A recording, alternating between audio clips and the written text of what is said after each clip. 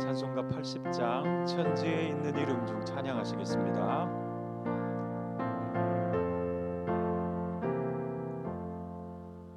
천지에 있는 이름 중 귀하고 높은 이름, 주 나시기 전 지으신 구주의 이름 예수. 주 앞에 내가 엎드려 그 이름 찬송함은 내 귀에 들린 말씀 중 귀하신 이름 예수. 주 십자가에 달릴 때 명패에 쓰인 대로 저 유대인의 왕이요 곧 우리 왕이시라. 아멘. 주 앞에 내가 엎드려 그 이름 찬송함은 내 귀에 들린 말씀 중 귀하신 이름 예수. 주 예수께서 영원히 어제나 오늘이나 그 이름으로 우리에게 잠복을 내리신다. 아멘. 주 앞에 내가 엎드려 그 이름 찬송함은 내 귀에 들린 말씀 중 귀하신 이름 예수. 아멘.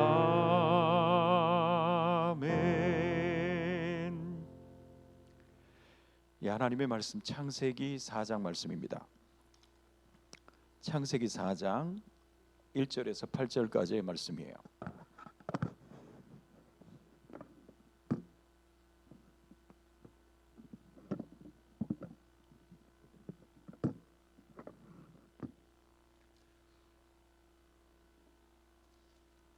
창세기 4장 1절에서 8절까지의 말씀입니다. 아담이 그의 아내 하와와 동침하매 하와가 임신하여 가인을 낳고 이르되 내가 여호와로 말미암아 득남하였다 하니라. 그가 또 가인의 아우 아벨을 낳았는데 아벨은 양치는 자였고 가인은 농사하는 자였더라. 세월이 지난 후에 가인은 땅의 소산으로 제미를 삼아 여호와께 드렸고 아벨은 자기도 양의 첫 새끼와 그 기름으로 드렸더니 여호와께서 아벨과 그의 제물은 받으셨으나 가인과 그의 제물은 받지 아니하신지라. 가인이 몹시 분하여 안색이 변하니 여호와께서 가인에게 이르시되 네가 분하여 함은 어찌 됨이며 안색이 변함은 어찌 됨이냐. 네가 선을 행하면 어찌 낯을 들지 못하겠느냐. 선을 행하지 아니하면 죄가 문에 엎드려 있느니라.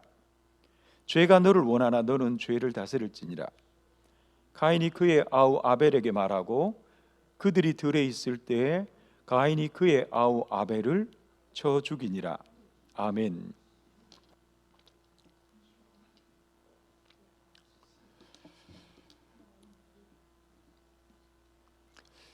나치 독일이 유대인 학살을 위하여 세운 아우슈비츠 집단 수용소에서 일어난 일들이 전해져 옵니다. 수십만의 유대인들이 그 수용소에서 죽어가는데요, 그들은 그 죽음의 공포 가운데서 하나님께 기도합니다. 하나님 어디 계십니까? 왜 우리에게 이토록 힘겨운 고통을 허락하십니까? 그들은 피 맺힌 절규의 기도를 하나님께 올려드렸어요. 마침내 연합군이 승리하게 되었을 때 그들은 수용소 벽에 유대인들이 남긴 글들을 보게 됩니다. 하나님의 구원을 노래하는 찬송이었어요. 그 크신 하나님의 사랑 말로 다 형용 못하네. 하늘을 두루마리 삼고 바다를 먹물 삼아도 그 크신 하나님의 사랑 다 기록할 수 없도다. 그들은 그 고통 속에서 죽어가면서도 하나님의 구원을 노래하고 있었던 것입니다. 그리고 그 찬양의 노래와 함께 마지막 부분에 이런 글이 남겨져 있었어요. 하나님은 지금 여기에 우리와 함께 하셨습니다. 그 고통의 순간에도 그들은 하나님의 임재를 경험하고 있었던 것입니다. 어떻게 가능한 일이었을까요? 그 고통의 순간에도 그들이 하나님께 올려드렸던 예배의 능력입니다. 여러분, 죽음의 공포와 두려움 가운데서 유대인들은 무엇을 할 수 있었을까요? 하나님을 예배하는 일입니다. 하나님은 지금도 이 시대 가운데 이런 예배에 처서요, 이런 예배자들을 찾고 계시다는 것을 저는 믿고 있습니다. 그들에게 하나님을 예배하는 일은 그 어떤 시간과 장소도, 그 어떤 환경의 제한도 받을 수 없는 거룩한 일이었기 때문입니다. 여러분, 오늘 우리가 함께 묵상하고자 하는 말씀의 내용은 이것입니다. 예배가 성도로 하여금 그 고통의 순간 속에서도 죽음의 공포와 두려움을 이기게 하는 구원의 능력이 되는 것일까요? 예배가 성도로 하여금 광야와 같은 이 험악한 세상을 이기게 하며 성도의 인격과 삶을 변화시키는 구원의 능력이 되는 것일까요? 만약 그런 것이라면 세상을 이기게 하는 그 예배의 능력은 어디에서 나오는 것일까요? 여러분, 오늘 본문 창세기 4장의 카인과 아벨의 사건은 예배에 관한 말씀입니다. 인류 역사에서 최초의 비극적인 사건이 벌어지고 있는 내용이에요. 형이 동생을 죽이는 사건입니다. 근데 여러분, 놀랍게도 그 사건이 예배와 관계되어 있었다는 것입니다. 형 카인의 예배의 실패가 동생을 살인하게 되는 너무나 참혹한 결과를 가져오게 된 것입니다. 여러분, 카인과 아벨 사건의 이 기록은 예배를 드려도 오히려 인생들이 하나님 앞에 악해질 수 있다는 것을 보여주는 두려운 말씀이에요. 형 가인은 농사 짓는 자로, 그리고 동생 아벨은 양치는 자로 각자가 그들의 믿음의 분량대로 하나님께 제사를 올려드렸어요. 하나님을 향한 신심이 있었던 것입니다. 근데 제사를 드린 후의 결과는 너무나 치명적이었어요. 인류 최초의 가장 무서운 범죄가 예배를 드린 후에 일어나게 된 것입니다.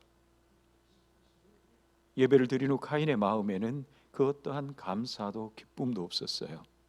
오히려 더욱 분에 차서 동생을 죽이게 되는 그런 끔찍한 죄를 범하게 된 것입니다.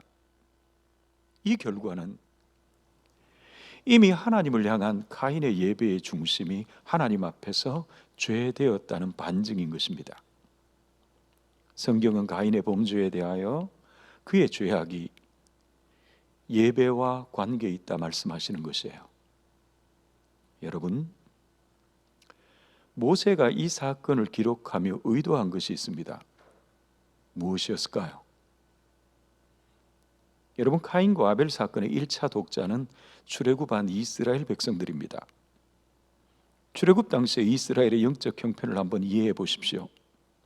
그들은 무려 430년의 시간을 애굽의 문화권에서 살다가 해방된 백성들이었어요. 그들이 살았던 애굽은 다신교의 문화입니다. 온갖 종류의 잡신을 섬기던 민족이었어요. 그들에게 신에게 제사 드리는 일은 늘 익숙한 일상의 일들이었어요.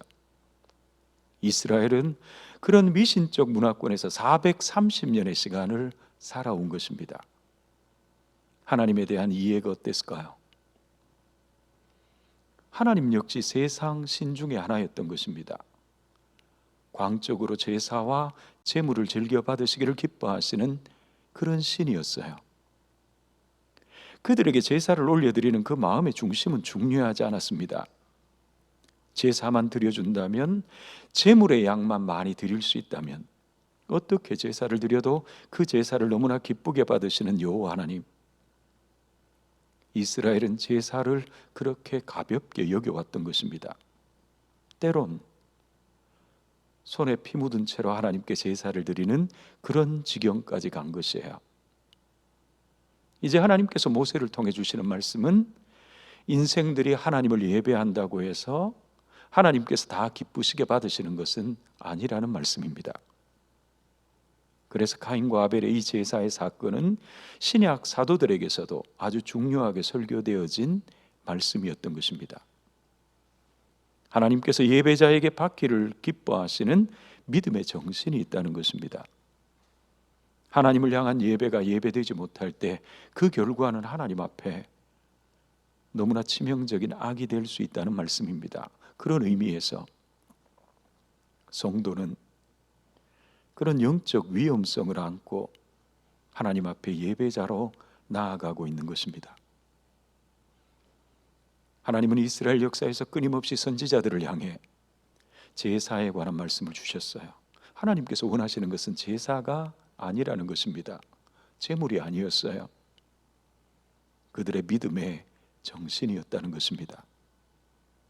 여러분, 말라기 1장에서 하나님께서는 이스라엘의 범죄에 대하여 그들이 하나님의 이름을 멸시했다고 책망을 하십니다.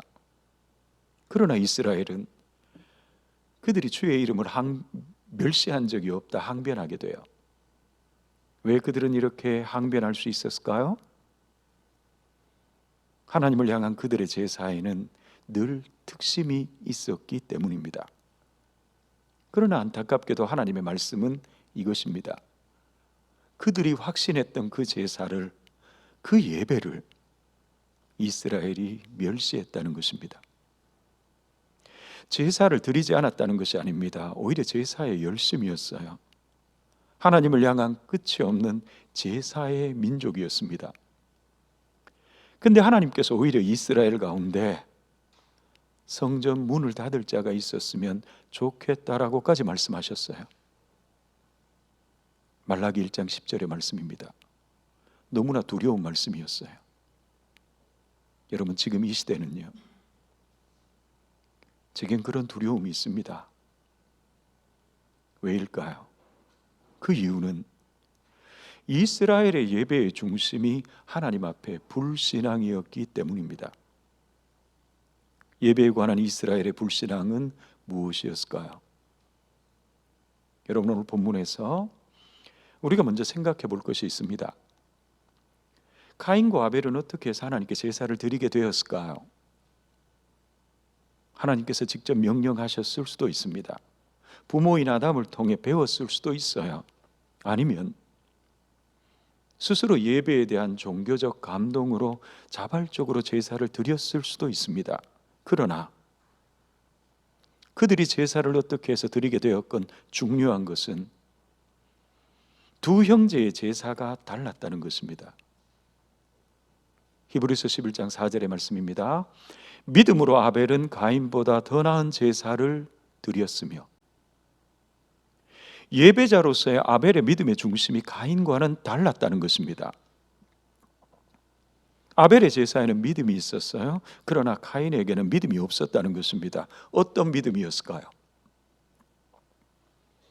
여러분, 제물의 종류도 제물의 양의 차이도 아닙니다. 두 형제의 제사의 정성과 열심의 차이도 아니에요. 하나님을 예배하는 그들의 믿음의 중심이 달랐다는 것입니다. 여러분, 요한일서 3장 12절에서는요, 가인의 행위는 악하고 아벨의 행위는 의로웠대요. 가인의 범죄는 이미 예배드리는 그 마음에서부터 악했다는 것입니다. 불신앙적 예배의 열매가 악한 행위로 드러났을 뿐이에요. 가인의 예배의 중심은 어떤 믿음이었을까요? 여러분, 우리가 가인의 제사에 대하여 확인할 것이 있습니다.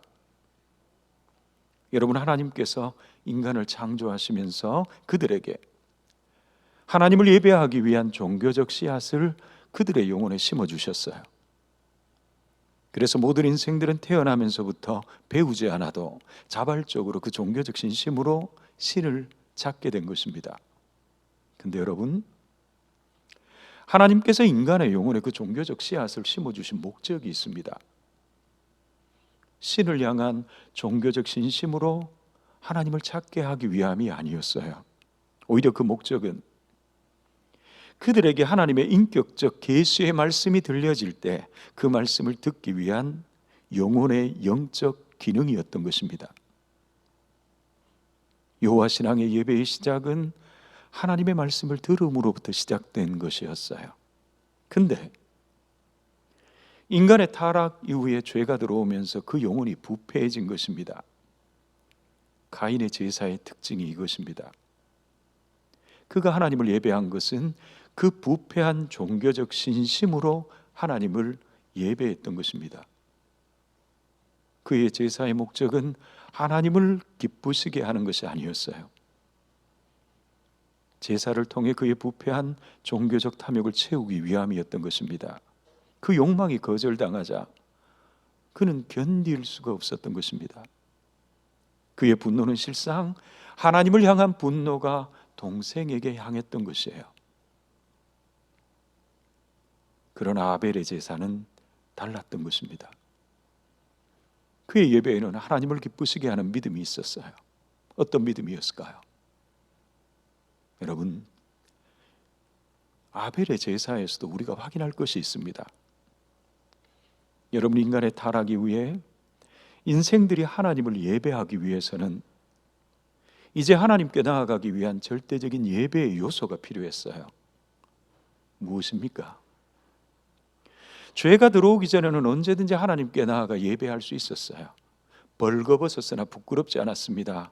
그러나 이제 죄가 들어온 이후에는 인간의 영혼은 하나님 앞에 부끄러움의 상태가 된 것입니다. 그 수치의 상태로는 더 이상 거룩하신 하나님 앞에 나아갈 수가 없었던 것이에요. 그래서 하나님께서 그 수치를 가려주시기 위해 가죽옷을 입혀주셨던 것입니다. 이제 인간이 하나님을 예배하기 위해서는 반드시 그 죄로 인한 영혼의 수치를 덮어주기 위한 믿음의 요소가 필요했던 것입니다. 무엇이었을까요? 그의 아버지 아담이 범죄했을 때 하나님께서 뱀을 통해 인류에게 주셨던 하나님의 원시 복음을 향한 자발적 믿음의 고백입니다.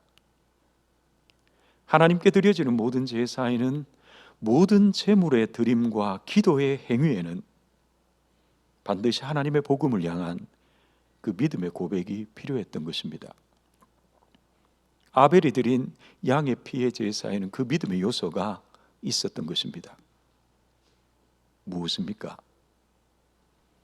그 아비의 범죄로 인하여 이미 영원한 사망의 저주 아래 놓여진 모든 인생들의 영적 형편에 대한 자발적 탄식입니다. 오라 나는 공고한 사람이로다. 이 사망의 몸에서 누가 나를 해방시켜 줄 것인가? 화로다 나여 망하게 되었도다. 나는 입술이 부정한 자로다. 나는 그의 신발 끈풀기도 감당치 못하겠나이다. 죄로 오염된 자신의 영혼의 영적 형편에 대한 슬픈 마음이에요. 그리고 그 영혼의 수치를 덮어주시기를 갈망하는 하나님의 복음의 절대 은총에 대한 신앙 고백적 예배였어요. 그 어떠한 예배의 형식이 아닙니다. 제물의 양도 아니에요. 정성도 열심도 아닙니다. 하나님은 아벨의 그 신앙 고백적 예배를 받으신 것입니다. 그러므로 아벨이 드렸던 믿음의 제사는 이제 하나님께서 모세를 통해 세우신 모든 제사의 모델이 된 것이에요. 아벨의 죽음은 악으로 인한 그리스도의 죽음을 예표하는 희생 제물로서의 죽음이었던 것입니다. 그런 의미에서 그는 의인이었던 것이에요. 사랑하는 여러분, 하나님께서 우리의 예배를 받으셨다는 것을 우리는 어떻게 알 수 있을까요? 오늘 이 예배 중에 하나님의 응답으로 하늘에서 소리가 나는 것도 아닙니다. 연기가 피어오르는 것도 아니에요. 초월적인 신비로운 현상이 일어나는 것도 아닙니다. 그렇다면 오늘 나의 예배가 하나님께 받아들여지고 있다는 것을 우리는 어떻게 알 수 있을까요? 오늘 이곳에서 드려지는 나의 예배가 하나님께 받아들여지고 있다는 것을 아는 사람은 아무도 없습니다. 그러나 예배자 본인은 압니다. 하나님께서 지금 이곳에 함께 계시다는 것을, 하나님께서 나를 만난 바 되어 주신다는 것을 예배자 본인은 안다는 것입니다. 왜냐하면 우리의 영혼은 하나님의 영의 생기로 지어진 영적 존재이기 때문입니다. 그 죽음의 공포 가운데서 하나님을 예배했던 아우슈비츠 수용소의 그 예배자들은 알았어요. 하나님은 여기에 우리와 함께 하셨습니다. 예배를 드리는 순간에 말할 수 없는 내 영혼의 거룩함과 그 간절함을, 도무지 스스로는 극복할 수 없는 죄에 대한 가련한 내 영혼의 탄식을 스스로는 알 수 있는 것입니다. 적어도 예배의 순간만큼은 내 영혼 안에 그 어떤 세상적 요소들이 개입될 수는 없는 것입니다. 하나님 앞에 우리의 영혼이 벌거벗은 모습으로 서는 시간이에요. 거룩한 두려움의 시간인 것입니다. 야곱처럼 사활을 걸고 하나님의 은혜를 갈망하는 우리의 영혼의 탄식의 시간이에요. 그러나 가인의 예배는 드라마였어요. 연기와 같은 것이었어요. 그저 예배의 한 작품일 뿐입니다. 가면을 쓴 외식이었어요. 가인은 제물의 향내를 맡으며 스스로에게는 만족스러웠을 것입니다. 위안도 되었을 것이에요. 그러나 그의 제사에는 없는 것이 있었어요. 죄에 대한 슬픔입니다. 자신의 영혼의 가련한 영적 형편에 대한 탄식이 없었어요. 사랑하는 여러분, 성도의 구원은 이 땅에서 우리의 영혼의 탄식으로 인하여 우리가 취할 수 있는 것이에요. 로마서 8장 22절의 말씀입니다. 가인의 예배에는 하나님의 절대 은총을 갈망하는 정직한 그 영혼의 탄식이 없었던 것입니다. 그의 예배에는 형식만 있었을 뿐이에요. 그저 교회 마당만 밟을 뿐이었어요. 예배 후에 그의 삶의 열매는요, 분노 외에는, 종교적 탐욕 외에는 아무것도 없었어요.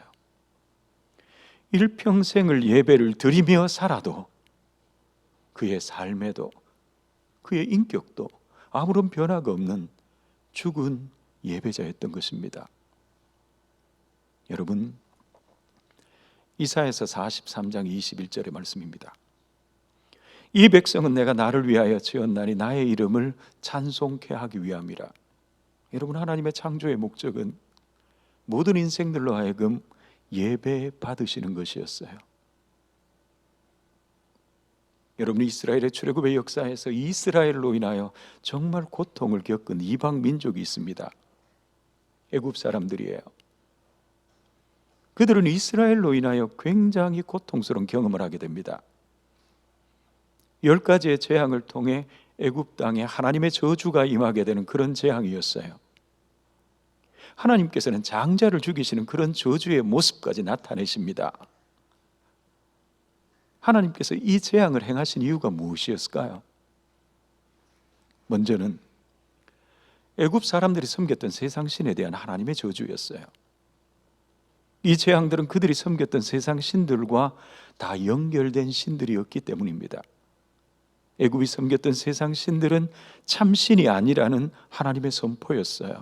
그러나 이 재앙에 더 중요한 목적이 있습니다. 무엇입니까? 나의 백성들로 하여금 나를 예배케 하라는 것입니다. 애굽의 왕이 하나님의 백성들을 놓아주질 않았어요. 이스라엘은 하나님을 예배케 하기 위하여 하나님께서 친히 빼내신 민족이었던 것입니다. 그 일을 위하여 애굽 땅에 재앙이 임한 것이었어요. 여러분, 하나님은 지금도 세상을 살피시면서 누구를 찾으시는 것일까요? 참되게 하나님을 예배하는 자들을 찾으십니다. 요한복음 4장 23절 말씀입니다. 누구에게 은혜를 입히실까요? 어떤 인생들의 기도를 들으시는 것입니까? 어느 인생들에게 하나님의 영광을 나타내시는 것일까요? 참되게 하나님을 예배하는 자들입니다. 여러분, 이제 말씀을 맺으면서요, 예배가 하나님의 말씀을 들음으로 시작되는 것이라면 하나님의 사람들에게서 온전한 예배는 그 마음으로 어떻게 발생되어지는 것일까요? 이제 우리는 오늘 말씀을 맺으면서 하나님께서 한 인생을 찾아가시어 그들을 하나님 앞에 온전한 예배자로 세워가시는 하나님의 섭리의 역사를 함께 묵상하며 오늘 말씀을 정리하려고 합니다. 먼저 야곱의 역사입니다. 여러분, 야곱은 모태신앙이었어요. 많은 신약 성도들의 모델이 되는 인물입니다. 우리가 애증의 마음으로 사랑하고 있는 야곱의 인생이에요. 우리의 인생과는 너무나 닮은 인생이기에 우리는 그를 사랑하기도 하며 때론 미워하기도 하는 것입니다. 그는 일평생을 하나님 앞에 예배자의 삶을 살게 됩니다. 단 한순간도 하나님을 따라 예배를 잃어버린 적은 없었어요. 늘 하나님의 복에 대한 신뢰와 함께 그 복을 갈망하는 믿음이 있었기 때문입니다. 야곱에게는 하나님을 향한 믿음 안에서 그의 삶의 목표가 있었어요. 그리고 자신이 목표했던 대로 늘 자신의 꿈을 이루어온 인생입니다. 불신앙적 삶이었음에도 불구하고 여전히 하나님의 은혜는 그의 삶을 인도해 가신 것입니다. 이제 그런 그의 인생의 정점에서 그에게 뜻밖의 일이 벌어지게 되는 것입니다. 야곱은 친히 하나님께서 원했던 대로 외삼촌 라반의 집에서 그가 취할 수 있었던 모든 식솔들과 재산을 이끌고 형이 에서가 있는 고향으로 돌아가게 된 것입니다. 이제 야곱은 일평생 자신이 목표로 하여 쌓아놓은 땅의 모든 것들을 먼저 보내고서 결국 그는 외롭게 야복나루에서 하나님과 독대하게 되는 것입니다. 하나님께서 그를 찾아오신 것이에요. 하나님은 왜 야곱을 찾아가신 것일까요? 그리고 왜 그의 환도표를 위골시키시어 그를 불구자로 만드신 것이었을까요? 다른 이유는 없습니다. 비로소 그를 하나님 앞에 온전한 예배자로 세우시기 위함이었어요. 이 만남의 사건은 야곱이 주도한 것이 아닙니다. 하나님이 주도하셨어요. 하나님의 약속의 말씀은 정한 때가 있는 것입니다. 하박국 2장 3절의 말씀입니다. 야곱이에게 마침내 그 시간이 온 것입니다. 그 어느 하나님의 사람도 하나님과의 그 독대의 시간이 없이 믿음의 관계가 세워질 수는 없는 것입니다. 하나님과의 이 만남을 통해서 비로소 야곱의 인생은 이전과는 전혀 다른 온전한 예배자의 삶으로 하나님 앞에 세워지게 된 것입니다. 하나님께서 야곱을 불구자로 만드시면서까지 그에게 목표로 하신 예배의 중심이 무엇이었을까요? 야곱으로 하여금 크고 두려우신 하나님의 실존을 보게 하시는 것입니다. 그는 일평생을 믿음으로 자신의 욕망을 채워가며 성공적인 삶을 살았어요. 그러나 하나님의 실존 앞에서 너무나 무기력하고 보잘것없는 자신의 믿음 없음에 가련한 영적 형편을 전혀 인식하지를 못하며 살아온 것입니다. 그러나 이제 보면 죽게 되는 하나님과의 만남을 통해 비로소 야곱은 하나님에 대한 실존적 두려움을 가지게 된 것이에요. 그 두려움 속에서 비로소 그는 하나님의 은혜를 덧입기 위해 죽음을 각오하면서까지 하나님을 붙들었던 것입니다. 하나님, 내게 은혜를 입혀 주옵소서. 하나님, 내가 살기를 원합니다. 내게 은혜를 입혀 주옵소서. 비로소 이 사건을 통해 야곱은 하나님 앞에 온전한 예배자로 나아갈 수 있었던 것입니다. 그 고통의 시간을 통해 비로소 그의 몸에 은혜의 흔적을 가지게 된 것이에요. 몸은 비록 불구의 몸이 되었지만 하나님은 그에게 해를 비추심으로 그에게 하나님의 영광을 보게 하신 것입니다. 하나님은 야곱의 이름을 이스라엘로 바꾸십니다. 하나님과 겨루어 이겼다는 것입니다. 여러분, 인생이 어떻게 하나님을 이길 수 있었을까요? 야곱이 이긴 것이 아닙니다. 하나님께서 야곱이에게 져 주신 것이었어요. 우리 인생이 오늘 여기까지 져 주시는 하나님의 은혜로 살아온 것입니다. 자식을 이기는 부모는 없습니다. 왜 져 주셨을까요? 이제 이스라엘은 야곱의 후손으로 이 땅에 오실 하나님의 아들을 통한 하나님의 저주심의 은혜로만 구원을 얻을 수 있기 때문입니다. 하나님은 당신의 사랑하시는 아들의 희생을 통해 인류에게 저주신 것이었어요. 하나님은 하나님의 구원을 이 땅에 성취하시기 위한 구원의 능력으로 야곱의 예배를 준비시키셨던 것이에요. 사랑하는 여러분, 참된 예배는 인생들에게서 의도된 무언가 예전적 믿음의 행위가 아닙니다. 종교적 신념에서 나오는 하나님을 향한 열심과 정성은 더더욱 아니에요. 하나님의 주권적 찾아오심의 은혜를 통해 우리의 영혼 안에 이루어지는 하나님의 실존에 대한 두려움입니다.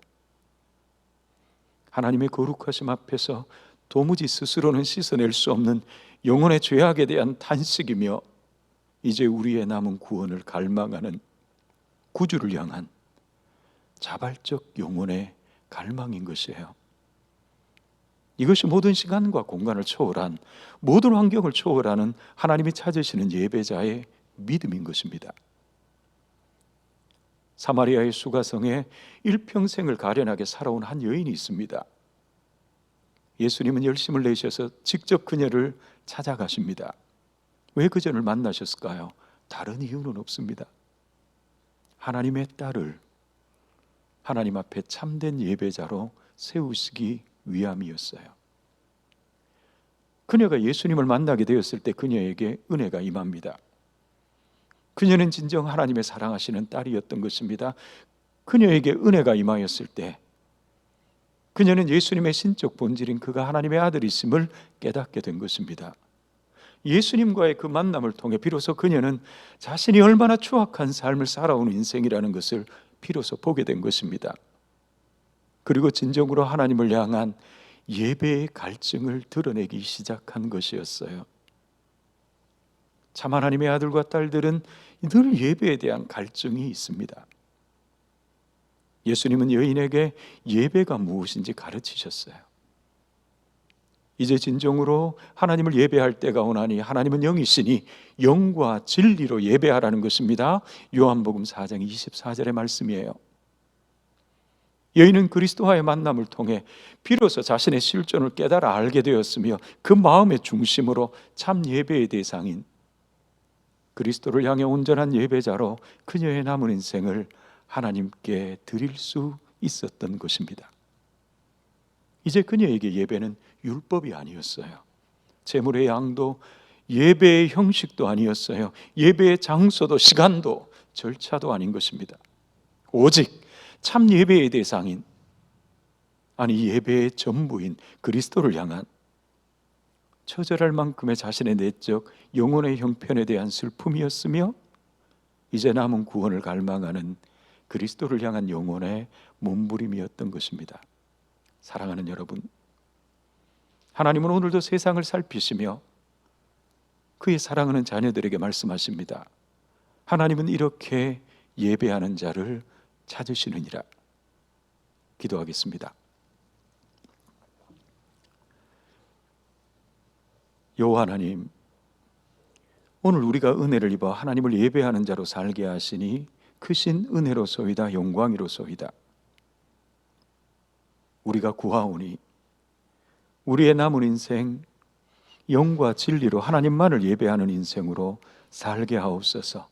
우리 구주 예수 그리스도의 이름 의지하여 감사기도 드립니다. 아멘.